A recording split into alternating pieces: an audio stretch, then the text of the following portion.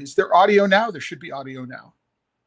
So thank you very much, Mike, for letting me know. So, hey, everybody, welcome to this episode of Pod Save Chocolate. My name is Clay Gordon. I'm your host. And today we're going to be talking about visualizing flavor. In other words, we're going to be talking about the pictures that we use to communicate flavor, articulate flavor. No video. Oh my gosh, I see video at my end.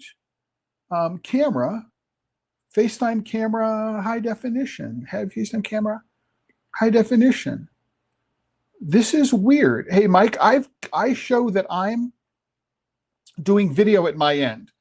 Is it frozen? There's not a whole lot I can do without, there's not a whole lot I can do here, but let me think about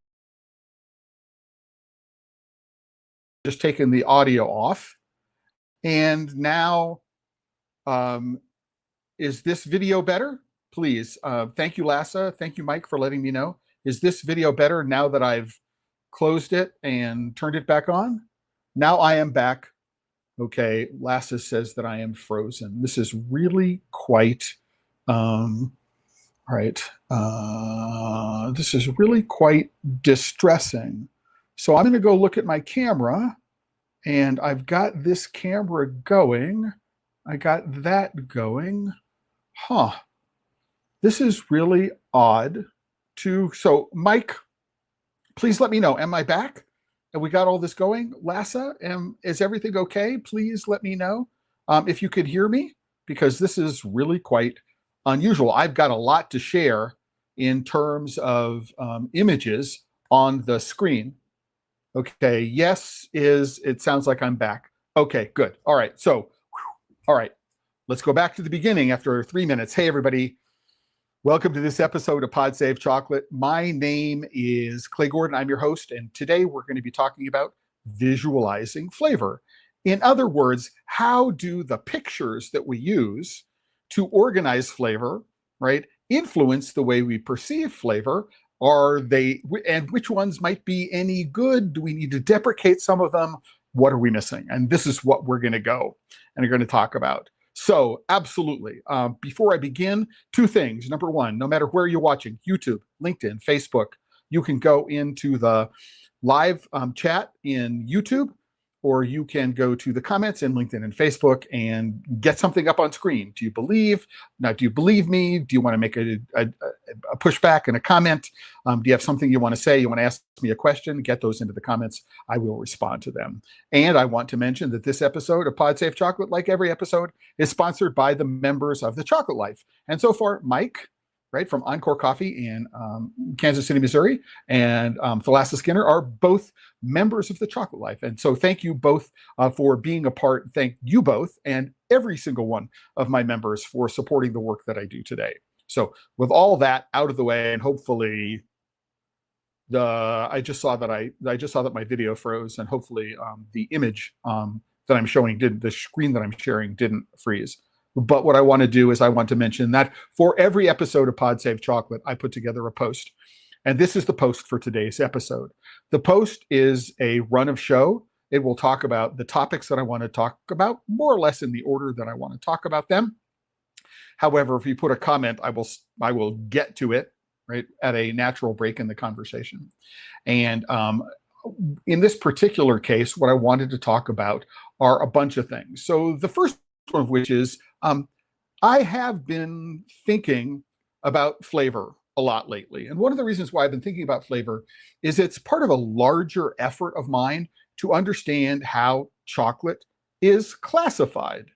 And Mike, my video is frozen. So if my video is frozen, can you see the image that's going on here, or is it just my video? Please let me know. I mean, here's a combination. Here's the two of them. Please let me know what's going on if you can see this kind of stuff. I'm not entirely sure what the challenge is, and I can't actually fix it without changing to another browser, and that would mess things up entirely. But in any event, okay, hopefully the stutters are very, very short. So anyway, so I've been thinking about flavor a lot lately, and it's part of this larger challenge that I have around classification. So, and how does classification of chocolate, how do we do that compare with the way beer and wine and spirits and cheese and coffee are classified? Because my feeling is that, well, chocolate and cheese share something in common, which is there's a lot of fat in them, which is something which is different from beer and wine and spirits, which have alcohol in them, and coffee, which tends not to have alcohol in them. And so the way they are classified turn out to be pretty important, right? And the way we think about flavor, right, comes out of this history, right, of the way different systems think about presenting flavor. And so most of the popular approaches to visualizing flavor that I can think of have been influenced by the wine wheel, which was first introduced by Anne Noble in 1984. And to the left here, this is the wine wheel, which was introduced by Anne Noble in 1984, although this might not be the way it was presented back in 1984. But I have a bunch of questions about that. So number one, what is the purpose of the wheel, right? What is the purpose of the wheel as a method of conveying information? Why does the wheel exist, right? So how is the wheel used as an aid to education, evaluation, and judging, right? So number one, another question is, chocolate is not a two-dimensional experience. It is multisensory, as are everything that we put into our mouths, right? And it takes place over time. So Anne Noble's wine wheel was introduced over 40 years ago. What visualization innovations have taken place since then, right? So again, going back to first principles, should flavor be the single most important dimension when evaluating the quality of chocolate? Should flavor be the most important axis, the most important dimension of evaluation when we think about what a good beer is, or what do we think a good wine is? What do we think a good cheese is? I mean, I imagine, Lassa, who is a cheese expert, you might take a look at the classification system for the American Cheese Society and recognize that the primary classification is more about texture, right? It's really not about, anything having to do with provenance. It has nothing to do with the kind of milk that's being used. It's like soft ripened cheeses and hard cheeses and things like that, right? And that's a very, very different method of organization than is flavor, right? And so should flavor be the most important dimension when evaluating chocolate, right? And I for a lot of people, I think that's going to be a pretty controversial question to ask. Is flavor the most important dimension to consider when evaluating chocolate? And considering that flavor has got at least two different components to it, I would argue at least three different components to it, one of which is what you sense in your nose, what you sense in your tongue, and then there are nervous impressions you get, trigeminal sensations, astringency, for example, right, which is different from the bittersweet, umami, sour, and salty that we think of as contributing to taste. Right, so we got a lot of interesting stuff to consider here, and I think that a lot of people would go, well, yeah, of course, flavor is the most important thing, right? I just saw myself stutter. Please, if I just stutter for a few seconds, that's okay. If you can continue to hear me, it's just let's continue. I'm gonna try to figure out why this is happening. Anyway, so this morning, based upon a couple of hours of thinking about this from when I published this yesterday, I had a couple of other ideas. One of which is to talk about inputs versus outputs, right? Then to talk about ease of comparison. So how easy or hard do visualization make it easy to compare two things, right? The idea is, how does the area of something, of a part of a graph, influence our perception of it, and then the influence of color. And so these are all the things that I'm going to be talking about over the rest of this episode. And if you have a particular expertise, I know, Mike, you're a coffee roaster, so you're probably very familiar with Q grading and cupping and all those sorts of things. You're also a cocoa bean roaster and a chocolate maker, so you have a really good understanding of that overlap. So you might have some comments to make to me about what it is that I'm saying.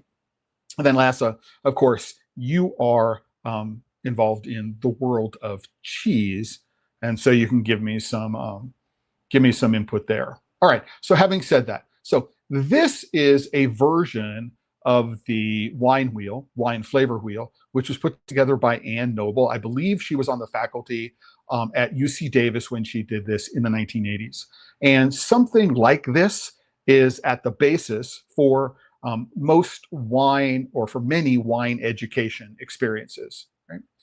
And when we look at this, what are we seeing, right? What we're seeing is a controlled vocabulary.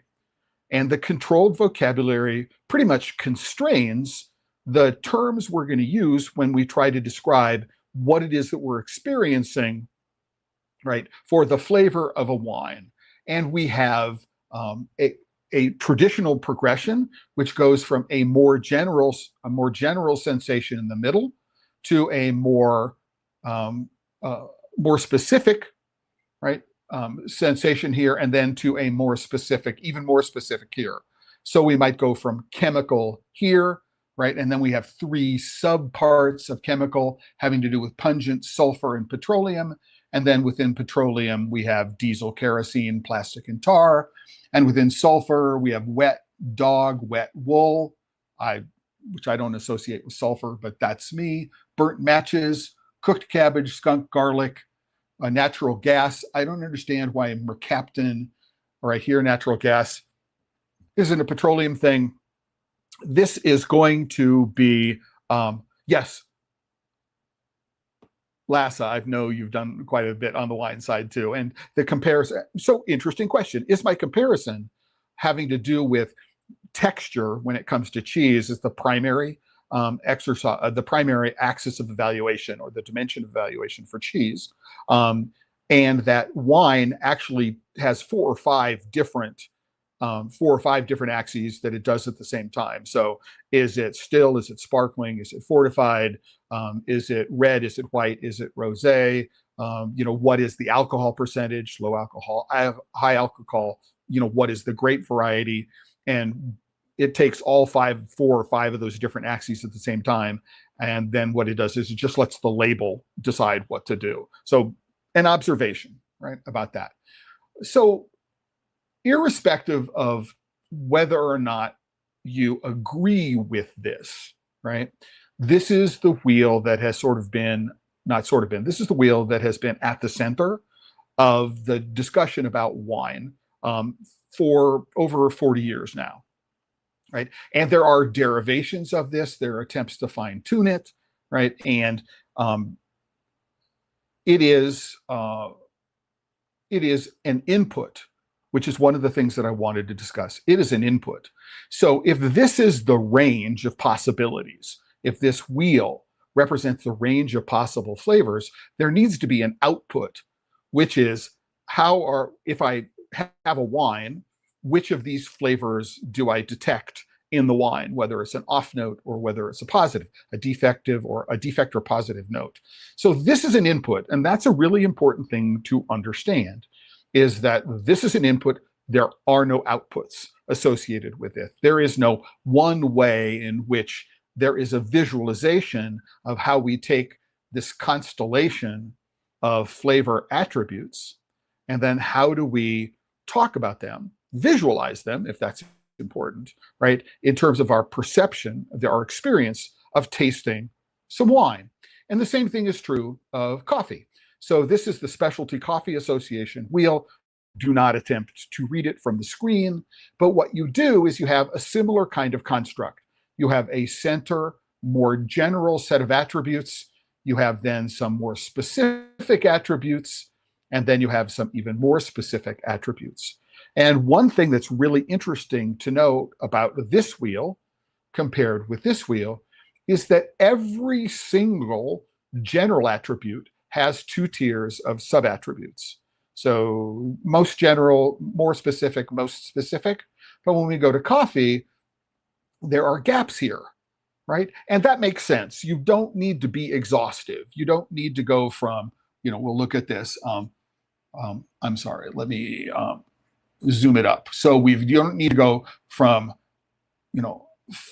sweet, we don't need to go vanilla vanilla and what, overall sweet aromatics, black tea. You don't need to um, go to more detail than here, but this is, again, really, really weird to me. So floral here as opposed to black tea. Floral is not a sub-attribute of floral. And then, so it's an interesting hierarchy in the sense that we have duplicate terms, right? So why floral here and floral here, this is not a more specific version of this.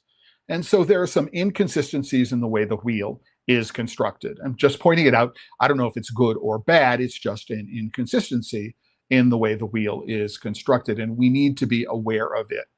What's also not so surprising is that the way the attributes are ascribed are different from the way they are in wine.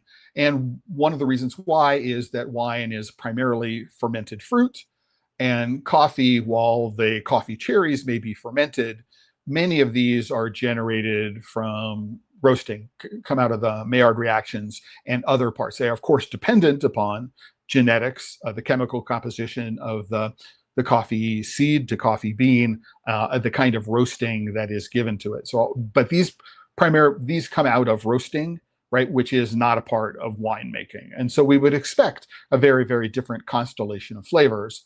And yet we're using the same kind of visualization to represent two very different things. And there is nothing in this wheel which talks about level of alcohol, I don't believe, right? And, which is just an observation about the differences here.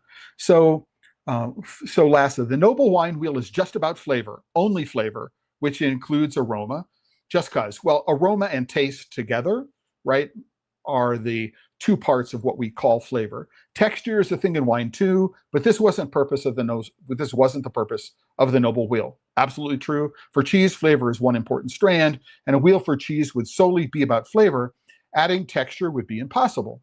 That may be true, Lassa, but my understanding, please let me know, is if you take a look at the main categories that ACS uses, that the primary category is things like soft ripened, hard aged, and things like that, which are more about texture than they are about flavor. Flavor is an attribute, but the primary dimension of categorization, classification of cheese, in my understanding, is about texture. More than it is about flavor. And maybe there's a better word than texture. I'm just using texture incorrectly there, right? To when I think about how I think about the different top level cheese attributions there are. But let's talk about flavor first in these exercises. So here we have another case of this is an input. This talks about the range of potential flavors that we might run into. It may or may not be exhaustive. I don't think it's exhaustive. I don't see anything in here which talks about, bitterness and things like that, which is a taste sensation, but it's part of flavor. So calling these flavor wheels when they're really more aroma wheels than they. So we can get into this taxonomy and language game at a very, very deep level. Mike has a similar concept for coffee. Those are just flavors. Q grading cupping sheets have aroma, aftertaste, body, etc. So Mike, that's one thing I am going to talk about, right? Is that this is an input, it's not an output. And as a part of the Q grading cupping sheets, right? When we think about cheese, that this represents only one dimension, right? One axis of thinking about it. And for some reason, in many cases, it's presented as the most important. And I'm going to argue, as the Lassa and you might have suggested, that maybe it's not the most important thing. So aroma as different from flavor. So again, Mike, I would argue that these are aromas, right? Because, but are they combinations of what you're tasting on your tongue and what you're smelling, which is the difference between taste and aroma and flavor. So we've got there certainly aftertaste. that's one thing I want to get to, because I think it's really important. Body is a textural thing, right? Which is why I want to question, right, whether these kinds of wheels as a sort of primary descriptant, a primary dimension of thinking about quality when it comes to these products may not be the best way to do it. So Lassa, the ACS classification system is to draw lines between categories of types, not about sensory evaluation. When judging cheeses, we focus on flavor and aroma most of all. So thank you for the clarification. What I'm doing is I am thinking about how the cheeses, and this is the same thing true for beer. What you do is you have a high level categorization, which is for judging. So we're going to judge, IPAs in a category, and then we have a subcategory of session IPAs. So we're going to judge soft ripened cheese in a category compared with washed rind cheeses, for example, which are aged. So that is a high level. And once we get to that, past that level, it's the primary axis of classification, we're going to go in and we can say, here are the attributes that we're going to look at for things. I hope that makes sense. So I think the wheels are about sharing vernacular vocabulary. Absolutely, that's what they are about. The one point to consider here, which I think is important, is that as I'm learning, this is where a primary focus is, and maybe that's not the primary focus. So let me get through a little bit more, because I think if I may not get to the end, right? So what I want to do is I want to talk about the Cacao of Excellence flavor wheel. So this is the Cacao of Excellence flavor wheel. This is again, a controlled vocabulary. It is in this concentric. It's reverse concentric. So we have the more general on the outside and the more specific on the inside, which is interesting to think about. And then we just got a bunch of interesting differences that we need to think about. So we have fruit, and then we have fresh fruit and browned, which is, I don't understand how dried is different from brown. I don't understand that, but overripe is an interesting kind of concept in here. And in some respects, overripeness is considered a defect. So we have this interesting thing. It's important to note is there's nothing going on here which talks about anything which has got dairy in it. But there is this wonderful differentiation between sweetness from white sugar, cane sugar, and other forms of sweetness in just one category, as opposed to trying to differentiate between Muscovado and Demerara and other kinds of sugar. But this wheel is an input. What's really interesting is that here is the output from that wheel. So we see that the axes here are organized in the same order that they are here, right? And then what we have is not only these characteristics, but we have scores from 0 to 10 at the center. And what we can do here is we can see a relative contribution. It's not just a number, right? But it is, we have a segment, a wedge of the wheel where we have the cacao-ness of this filled in. And we can see where the judges on average have rated these things. And we still have the same organization, core attributes, complementary attributes, and then we have off flavors. And here is where we've got them just aggregated, right? And there is a reason for doing that, because if you go to the Cacao of Excellence judging guidelines, this is, page 120 of 216 of, right, the guide for cacao, assessment of cacao quality and flavor.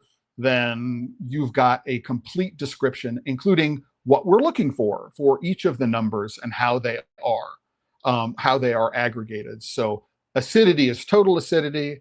So even though we see it,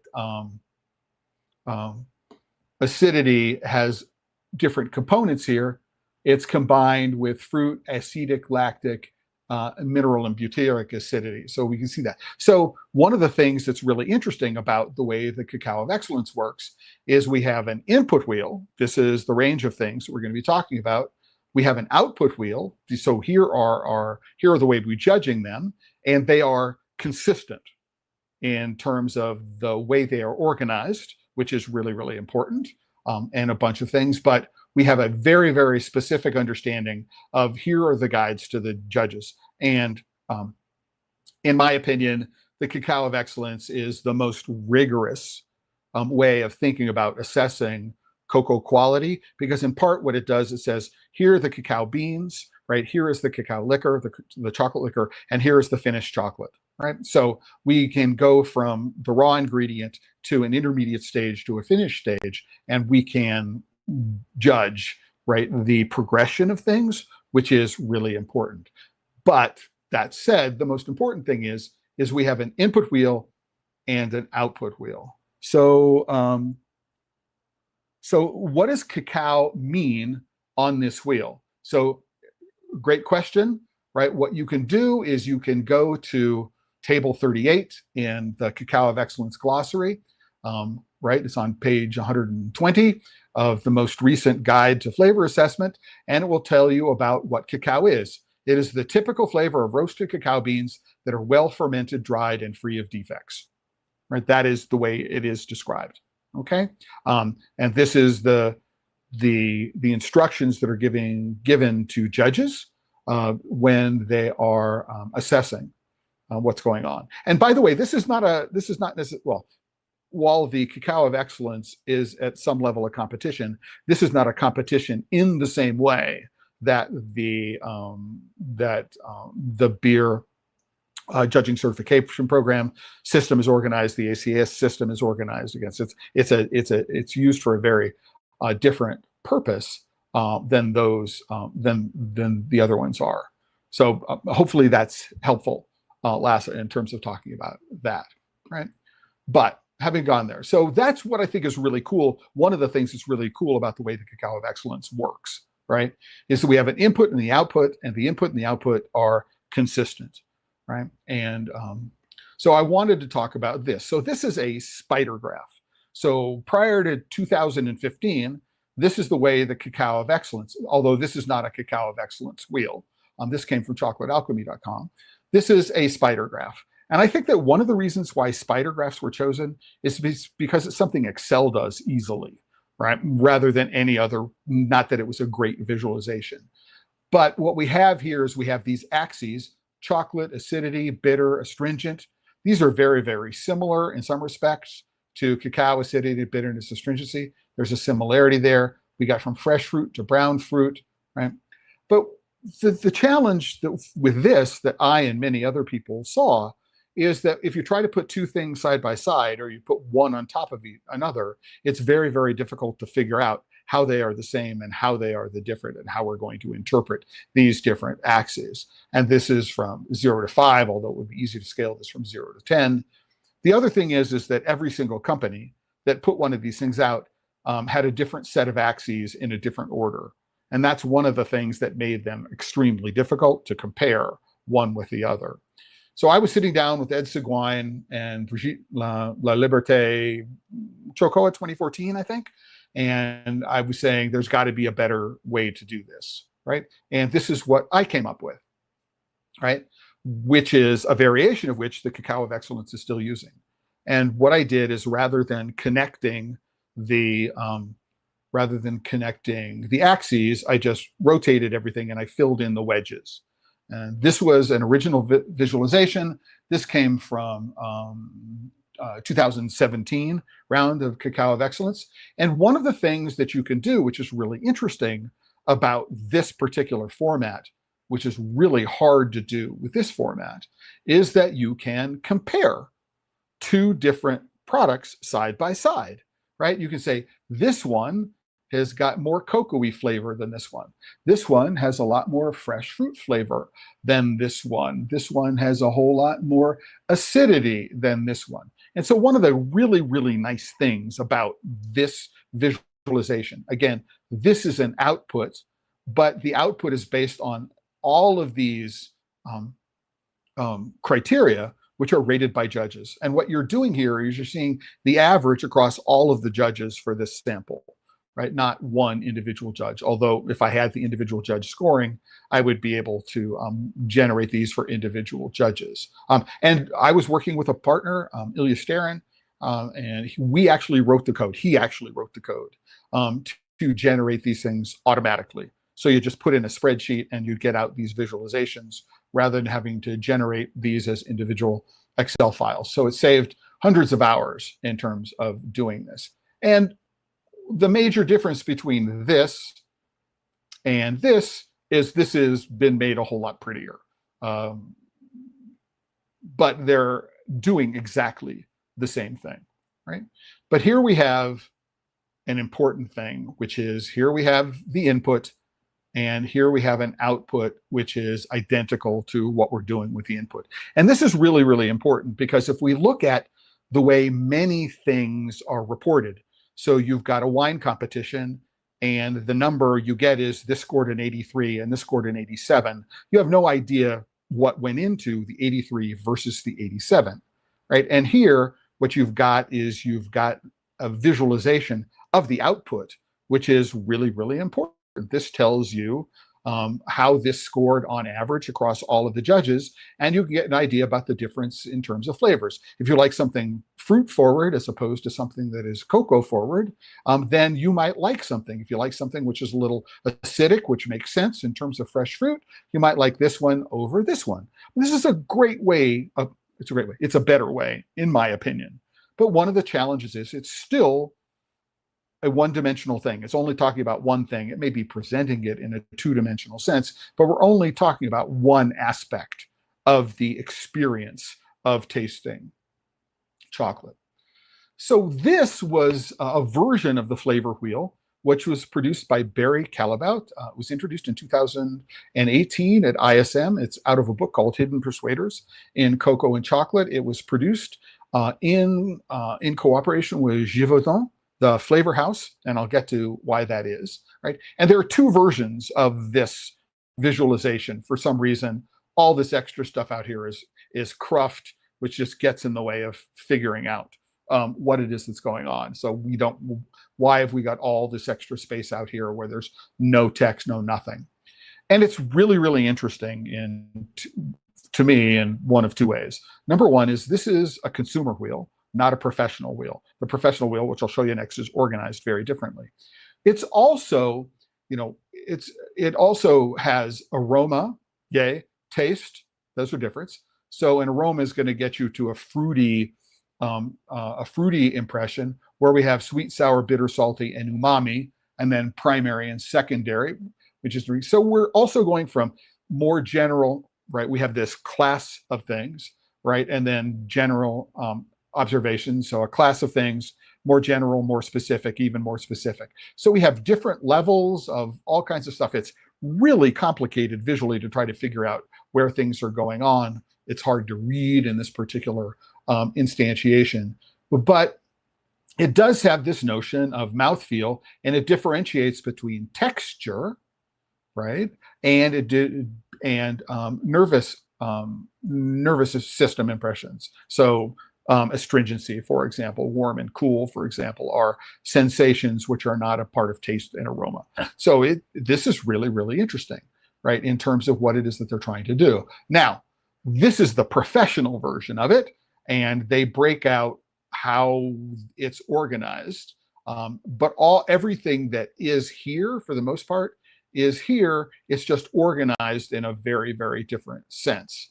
So we have, for example, taste just a wedge here, and we have umami, but we don't have primary and secondary as we do here. I don't know why they changed the colors. It would be really nice if there was some color consistency between the two of these. But again, this is an input, right? This is the input. We're saying for professionals, we should think about flavors in terms of brown. So cocoa is a brown flavor. We do have dairy attributes. Well, I don't think there are enough of them. We do have fruit attributes, right? Dried fruit, yellow and tropical, red and citrus. It's interesting because, I mean, this is another way of thinking about this. Botanically, cherries and apricots are both drupes. And are we going to differentiate based on color, or are we going to talk about them as stone fruit? And so technically an almond is a drupe. And so is it so we have all sorts of interesting ways to classify these things, which is interesting. But we have botanical flavors, floral spices, and down-to-earth notes, which is, again, just a weird way of thinking about this vocabulary. But there is a method to this, which is based upon how these flavors and the chemicals associated with these flavors, how do they elicit emotions? Now, one thing which is interesting about this is that this is the consumer wheel, this is the input, and this is an output. So this is a particular chocolate, a dark chocolate. I don't know which one it was. I mean, I was at this launch in Köln in 2018, so it's been 8 years, over 8 years.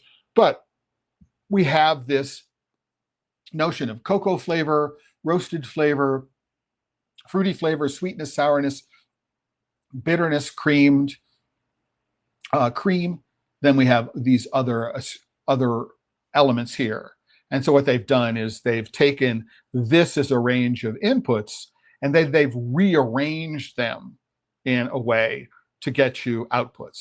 And this is really helpful. If I have an input on the left, so if I have this image on the left which says, here are the range of things I can talk about, or I should think about when I do it, I have an output on the other side, right, which gives me a way of identifying a particular chocolate.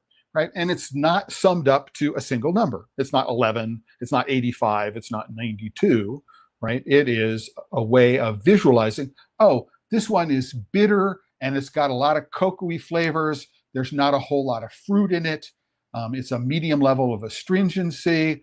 There's not any creamy dairy notes, or not very little creamy dairy notes. It's not very sweet. Right, there's not a whole lot of sour acidity in it. I mean, there's a lot of information in here that you don't get from a number, but it's important that we have an input and we have an output. This is the important thing to talk about. So here we have a vocabulary, a controlled vocabulary. What I find interesting is this is the consumer version. Here's the professional version. So trying to map one to the other is really interesting to see why they did it. But eventually what they did as a part of Hidden Persuaders is this is a page, as you can see, for umami. And so here is a chemical structure of monosodium glutamate, and here is this cloud around umami where they talk about the progression of emotions which are associated with umami flavors, which I think, and they do this for a lot of other chemicals. If you were to find a copy of Hidden Persuaders, it's a really interesting way of presenting this, because it really does talk about the way flavors tend to elicit emotional responses. So very, very cool. But you know, it's for me, it's challenging to go from here to here, right, to here in terms of figuring out what's going on, right? But importantly, again, chocolate is something that is experienced over time. Coffee is experienced over time. Mike, as you talked about, aftertaste, right? There is a textural component to it, body.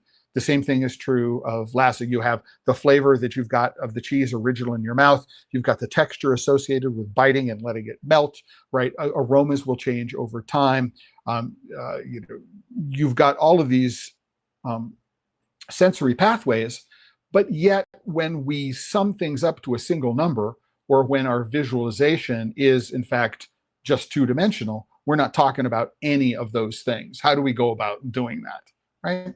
I don't have an answer to that question, but I'm asking the question, asking the questions which I think is important.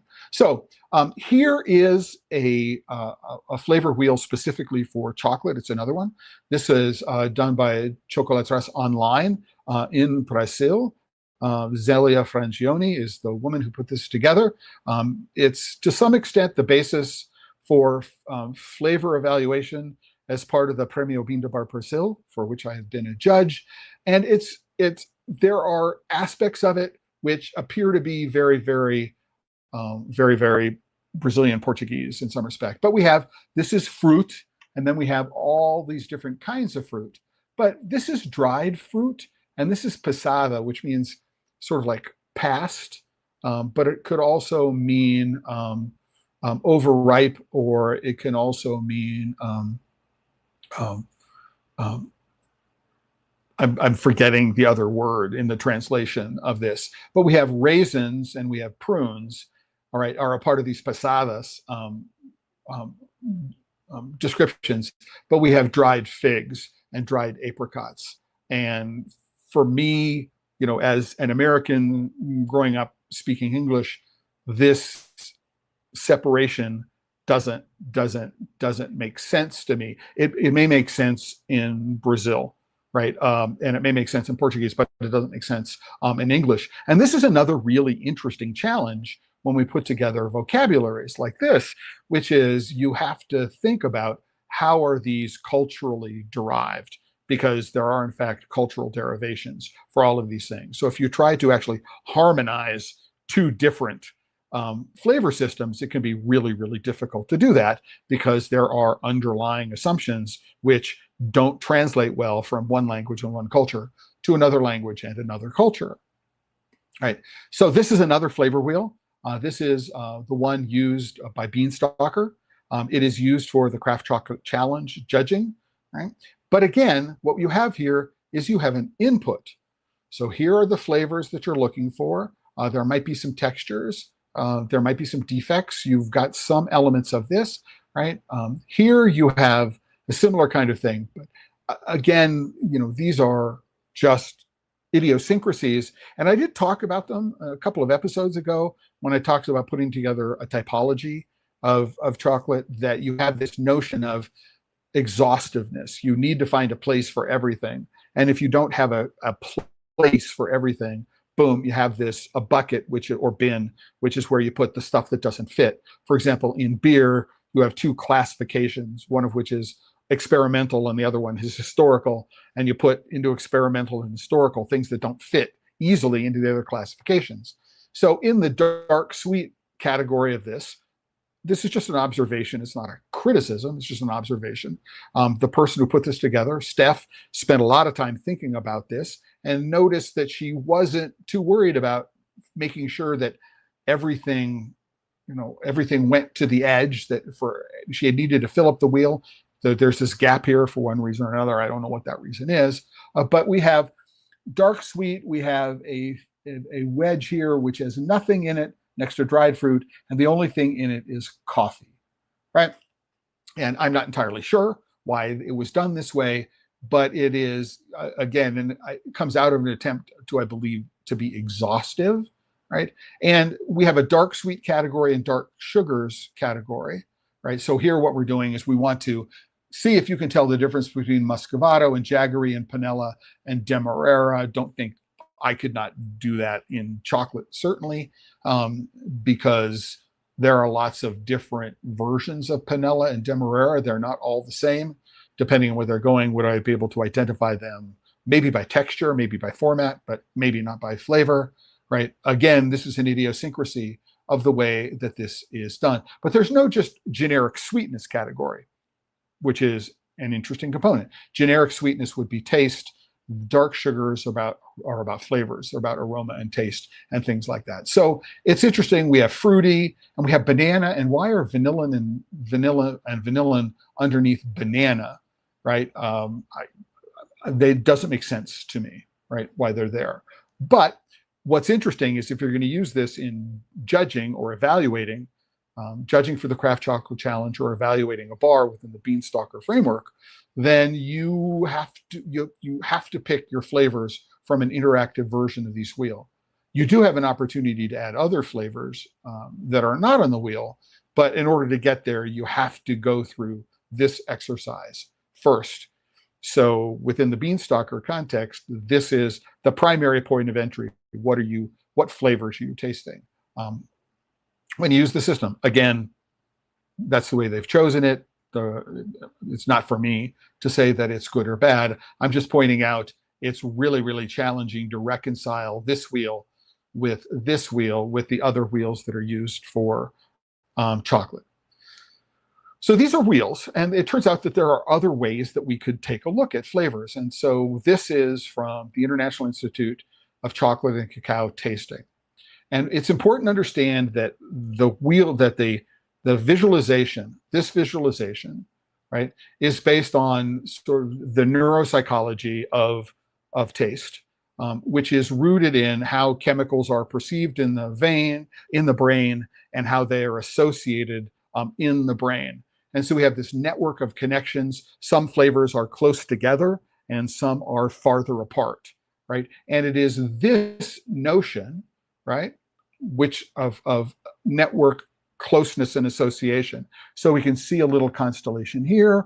We can see a constellation here that is completely unconnected. There are some connections here. Here's a dense collection. Here's a dense collection, right? And one of the things that has happened is that this map of flavors is generated to some extent, right? It comes out of this rendering, right? And what they've done here is they've got this two-dimensional relationship, right? And it's hard for me because I haven't been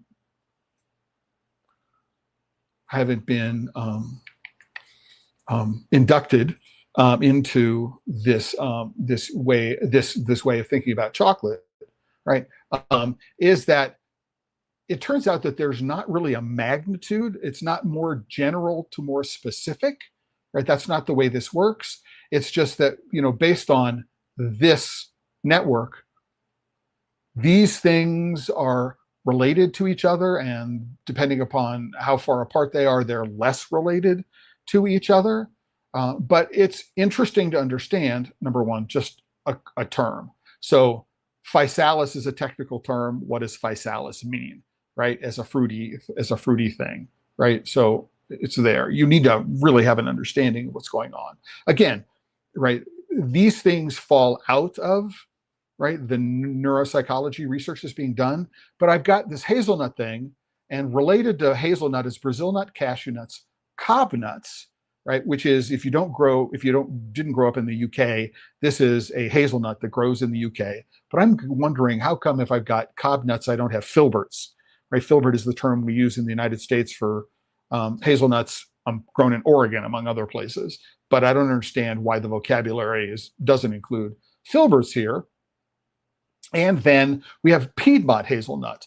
And I'm trying to understand how the average person would understand the difference between hazelnut and Piedmont hazelnut, right? And am I talking about DOP? Am I talking about, trilobate? I mean, there are bunches of hazelnuts, or a number of varieties of hazelnuts which grow into that part of the world, which is an interesting thing. So I have a dark sugars component. Again, these are flavor, but mulberry is a high level. And how is mulberry?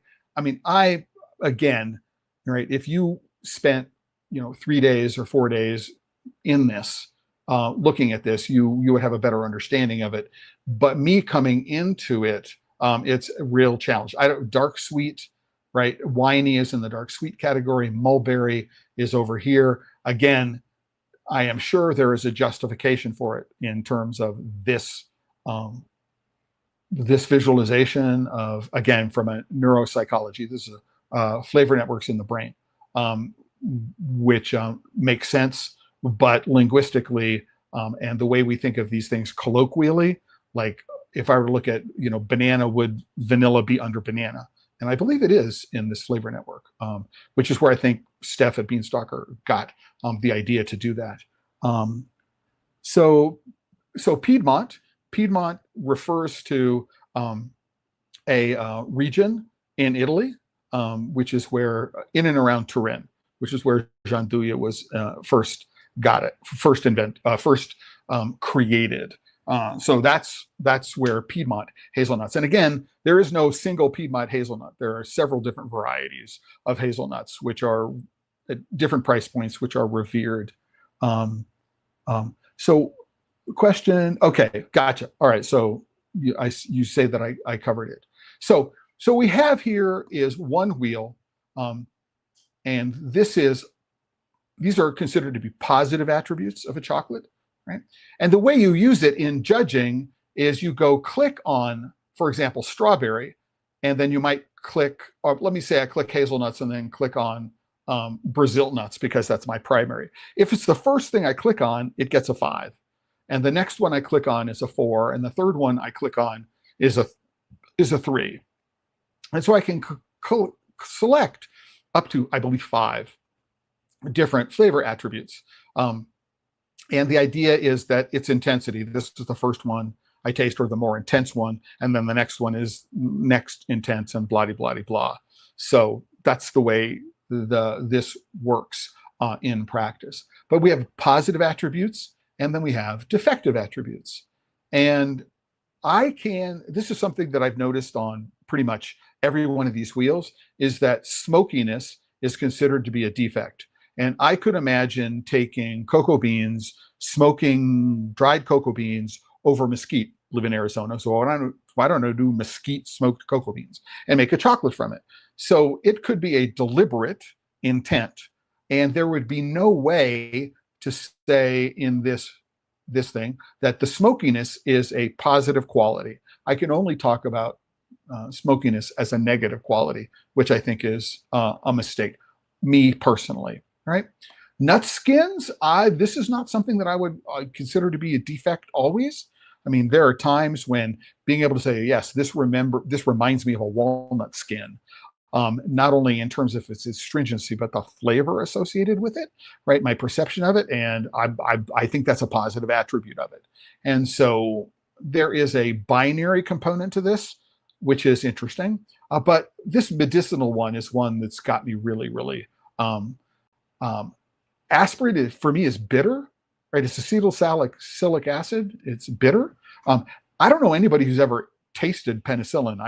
Injection, maybe? How do we taste penicillin, right? So I don't understand why we'd ever get to penicillin, because in order to be able to identify penicillin, you must have tasted penicillin, and I don't think that's what we do, right?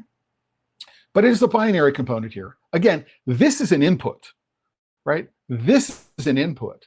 This is how these visualizations, right, are justified. This is the underlying set of connections which says how these are related to each other. But in the end, this is an input. I click one of these, I click one of these, I click one of these, and in the end, these contribute to a single number, along with other attributes of what it is that I'm doing. But these contribute to a single number. There's no one-to-one input-output here, which I think would be really, really helpful. These aren't visualizations of flavor. These are vocabularies from which we select, but we don't actually get to we get to a single number. These contribute as one element to a single number, which I think we're not visualizing flavor here. We're just visualizing how we think about the flavor. So this is Taste with Color from Hazel Lee. This is a really, really interesting way of thinking about color, right? Because one of the things we need to think about is, what is the relationship between acetic and vomit with sweaty in between? And why is bacterial this color and mineral this color and chemical that color? I mean, I would hope that there is a neuropsychological reason why those colors have been chosen and influence what it is that we're doing. Lassa, dried meat as a defect. Well, it's the binary choice. So if I am doing a chocolate and it's a 70% something or other, would the fact that it was, if I didn't have jerky as an ingredient, or I didn't have biltong or something like that as ingredient, would it always be a defect?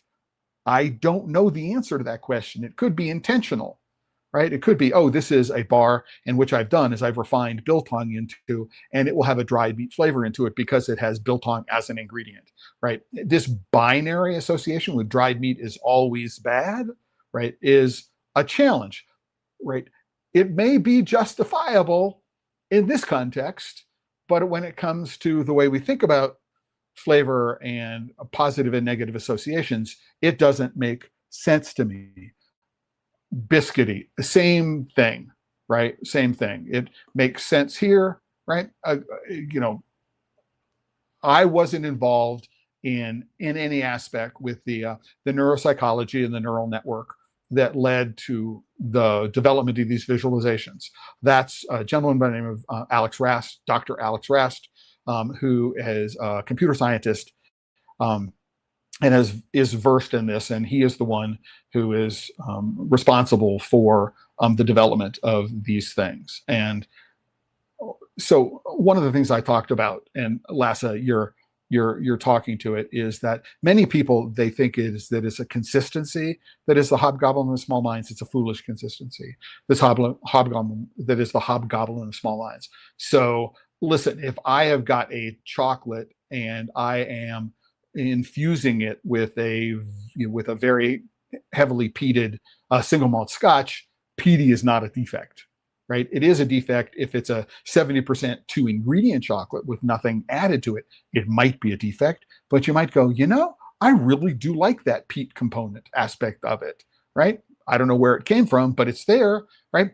The difference between manure and fecal, I don't understand why they're different. Maybe it makes sense in this particular context, but I don't get it in terms of carrion, hammy, again. Right. This is a vocabulary. I get to choose from among these 1, 2, 3, 4, 5, or 5, 4, 3, 2, 1. Right. And it ending up with a score in a rubric. We have no way to evaluate. We don't know how these picks 5, 4, 3, 2, 1, right, become incorporated into a weighted scoring mechanism where we end up with a single number. Taste with color is really interesting, right? Because what it's designed to do is I think about, I'm trying to get an idea for what a flavor is, and it sort of reminds me of a red fruit. I could move to this area perhaps, and I would get ideas for red, things that are red, or things that are yellow, right, or things that are orange. So or things that are green, right? And so this is, again, an interesting way to say we have a whole bunch of flavors that we can associate with chocolate. So licorice is down here. We have black pepper that's down here. We have over roasted down here, leather, molasses, smoky. I mean, this is an interesting way to root us in flavors, right? That we might perceive in something that we're tasting. But again, this is only an input. There is no output, right? And one of the things that I want to talk about with all of these visualizations so far is that none of them include the aspect of time, which, Mike, aftertaste, none of them do this. And none of them think about, we have a citric component to it as opposed to a chocolatey component, as opposed to some other component. And they're all going to evolve differently over time. And anybody who's had the good fortune of having sat in on a lecture by Ed Seguin before he passed, know that Ed used to talk about flavor in terms of an orchestra. You'd have the woodwinds coming over here, they do a crescendo and a decrescendo, and then you'd have the strings come in here, and you can think about the flavor of a chocolate in these orchestral terms. And I used I extrapolated from this, and the concept I use comes out of electronic music, which is ADSR, attack, decay, sustain, release. And I now, when I write judging notes, for example, for the Craft Chocolate Challenge, I will write in terms of attack. It comes on very quickly, or it comes on very slowly, or it starts and then it gets very loud, this particular flavor, and then it comes in, and this comes in a beat behind it, right? I think about the notes that I give around chocolate in terms of ADSR, very, very much inspired by the lectures that I sat in with Ed Seguin, who was talking about the experience of tasting chocolate in terms of listening to orchestral music. And as interesting as I find this taste with color, as interesting as I find this, none of them talks about the experience of time and the experience of the fact that these things change over time.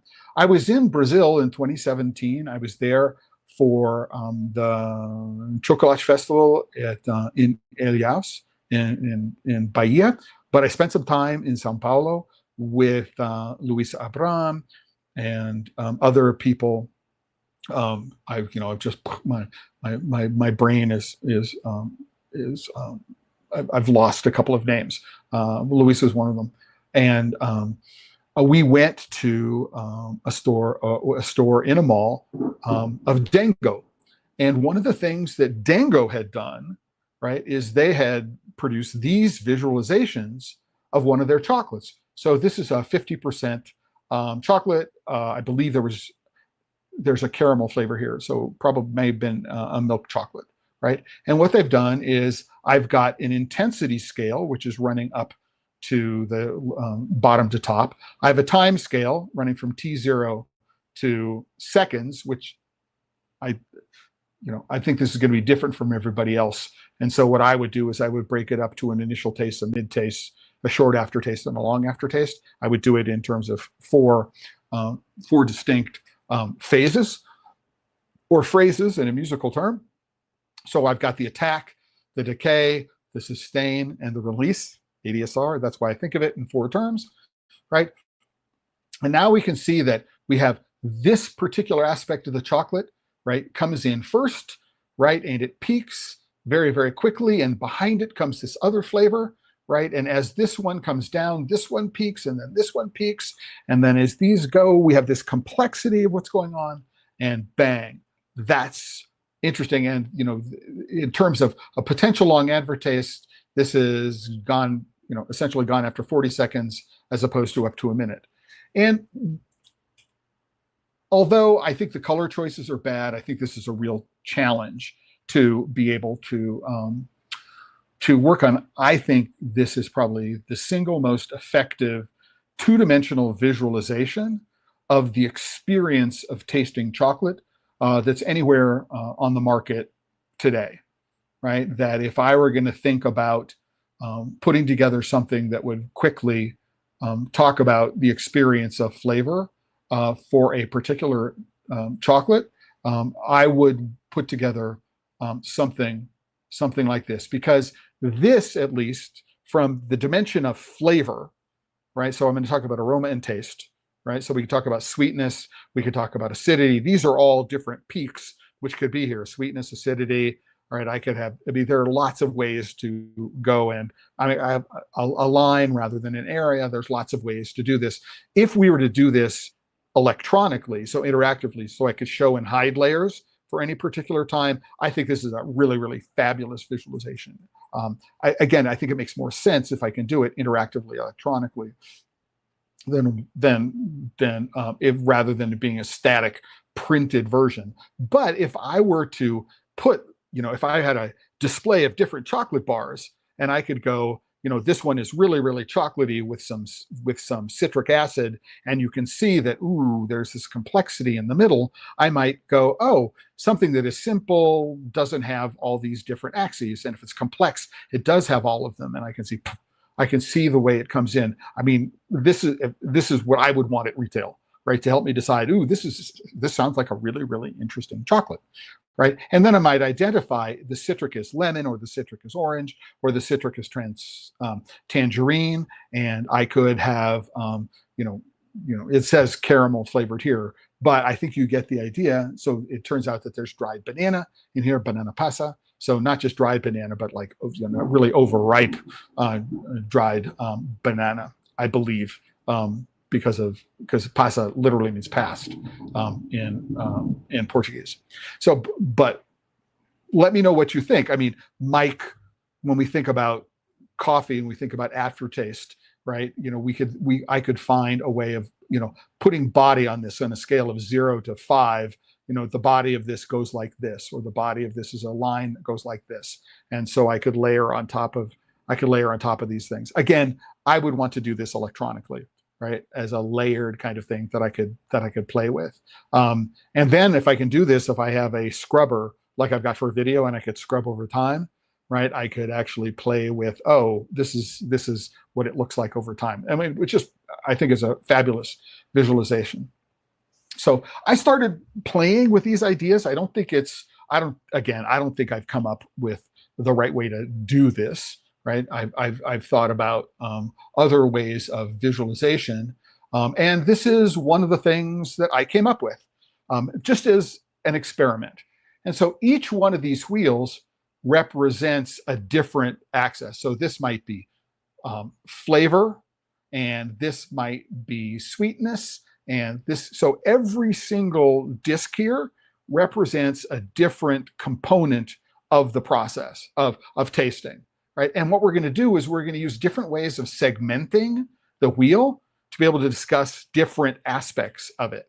So if I have a sensation and I want to measure it in terms of intensity, I might use concentric wheels in order to measure intensity. This goes all the way out here, right? If I'm saying, here is a citric component, I might do it's lemony and it's orangey at the same time. And so I've got these aspects to it. So this would represent one aspect, right, of thinking about multiple dimensions. This could be taste, right? So these are sweet, salty, umami, right? So that aspect of things. And so the wedges in here might be partially filled, right? Or more filled or less filled, depending on the intensity. And I might do sweetness there.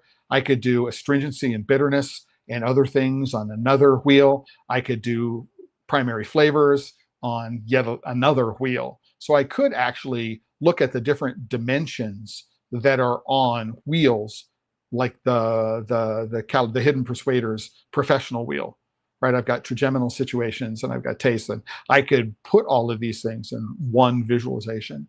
And then, I can also find a way of incorporating them over time. Notice I start off here at 0 attack, right? This is the decay, this is the sustain, and this is the release. I'm not suggesting that this is a good way to do it, right? But what I'm doing is I'm actually saying I'm exploring ways of having a diagram which talks about the entire experience of tasting chocolate. So there are multiple dimensions associated with how I perceive what's in my mouth, in terms of the flavor and the taste, and other might be mouthfeel, right? Because that changes over time. So I think of mouthfeel or the texture of chocolate in terms of bite, right? Snap, bite, chew, and melt. So I have 4 things that I think about when I evaluate the chocolate in terms of the experience, right? And so again, I don't think this is the right way to do it. I think it's a pretty way to do it. It's very 1940s in a way. So it's an exploded axonometric when I've got 2 and 2. So what's important here is I've got very different ways of describing the different components of taste, including, right, a temporal dimension over here. And again, I'm not prepared to say that this is the best way. This is the good way. I think that doing this interactively might be a better way to do it. But I wanted to go and explore some other ways to do it, right? And one of which is, this is a wheel, but this wheel only represents one dimension. This is only taste. So bitter, salty, sweet, sour, and umami. So this would be taste. This might be mouthfeel. This might be trigeminal sensations. This could be something else entirely. And so you've got this relatively compact graphic, which gives you an insane amount of information, right, against that. But what it's missing is it's missing a temporal component. We got the thunderstorm, which is rolling in with that, right? And so that's where I wanted to go today in talking about flavor visualizations, right? That most of the time, right, or the most common flavor visualization is in fact a wheel in which we move from more general impressions to more specific impressions as we go from the center of the wheel to the outside of the wheel. That is not universal. There are some that work from the outside in, right? And there are some that combine, right, different aspects of the experience. So some are around aroma, right? And some include taste, and some include trigeminal, right? Nervous system impressions on the same wheel. And now what we're doing is we're trying to represent things that aren't like each other, right, in the same visualization. And again, as I pointed out, in most cases, these are input. If I look at the wine wheel, if I look at the coffee wheel, I look at other wheels.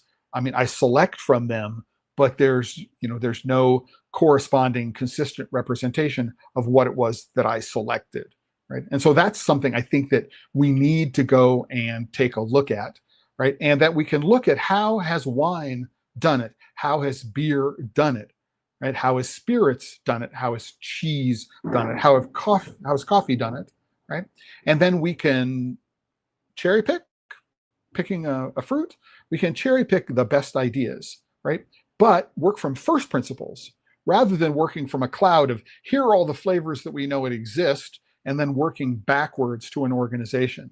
So we're actually working from the more specific to the more general to create a taxonomy, right? Can we do this by first principles, right? And think about the entire experience of tasting, not just flavor, right? Aroma and taste and flavor as the primary component of doing it. And so that's where the work that I'm doing in terms of classification and organization and to figure out how classification affects the way flavors are thought about in terms of education, evaluation, and judging, which are three very, very different ways of thinking about it. So Lassa says, liking the layering, for those of us in a professional capacity, the multidimensional is good. Thanks for sharing. Yeah, no, I agree, Lassa, that it's a really, really interesting idea. And what I want to point out that, in my opinion, one of the reasons why these are challenging is because they're static, right? There's no reason why they couldn't be made interactive and dynamic. And that interactive dynamic component, I think, could be very educational in terms of helping us understand the evolution of flavor over time in our mouth as it relates to things like mouthfeel, right? And texture and other things, which is where I think we want to go with this. It's certainly where I want to go with this. And whether the layering is this way, right, to add the temporal dimension to it, whether it's this way. I mean, I could imagine, so for example, I could imagine doing just this, but there would be a scrubber along the bottom. And the scrubber is, you start off this way and you end this way, right? And you can go like this and you can see how all these things change over time.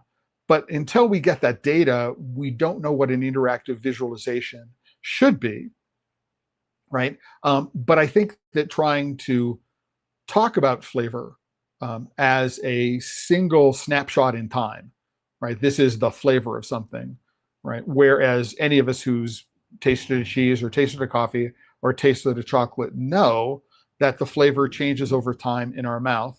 And that one of the things that I like about a good chocolate is this complexity of flavor, that it does change in time, and that the current systems for thinking about flavor and reporting about flavor don't really incorporate this, the temporal notion. The flavor is an experience over time. It's not a static snapshot of something. And that's it for today. This is the post for today's episode. I do a post for every episode of Pod Safe Chocolate. And I want to point out that at the bottom of this page, so all of the images that I've talked about are in this post. You can go and take a look at these. But there are 3 other episodes that I've done recently, episode 215, 217, and 218, which are related to the topic of this episode. They're about evaluating chocolate, the what, the why, and the how, before the judging begin, and chocolate education, evaluation, and competition judging. So all of those 3 episodes expand on ideas and support what it is that I talked about today. This is the 4th in an informal series in which I'm exploring these ideas. Why? Because I think they're important for chocolate, right? We don't have anything like this in chocolate that is widely accepted. There's no theoretical framework like Fred Eckhart's the Handbook of Beer Styles, which was done in 1989 as an update to what Michael Jackson did in 1977 with the World Guide to Beer. So I'm working on that classification systems, and it turns out that flavor, right, and how we think about flavor in terms of education, evaluation, and judging is an important aspect of classification. So this is what I've been thinking about a lot when I'm not doing these episodes. And these walkthroughs, these talkthroughs, are really valuable in terms of helping me think through these things. And the comments and questions that I get are ones that are also help me figure out what it is that I'm doing. I do want to point out before I go is that I only have one episode right now, which is scheduled for the future, and that is Friday, September 19th. I take that back. It's Friday, September 17th, 18th. Anyway, September the 19th, which is a Saturday, I'm going to have to edit this. September 19th, which is a Saturday, is in fact the 25th anniversary of the signing of the Harkin-Engel Protocol. And I'm going to have an episode with Terry Collingsworth, and I hope some special guests. I'll fix this date. On Friday, the day before, so Friday the 18th, we are going to be reviewing what's been going on with the Harkin-Engel Protocol since its signing 25 years ago in September. And with that, I want to say thank you to everybody who's been here today. I want to thank all of the members of the Chocolate Life, free and premium members who support the work I do, for supporting the work they do. Without your support, I couldn't be here doing the work that I am doing. And with that, I want to say thank you again to everybody else and remind everybody that if you're working with chocolate and you're not having fun, you just might be doing it wrong. Ciao, everyone. Until the next time.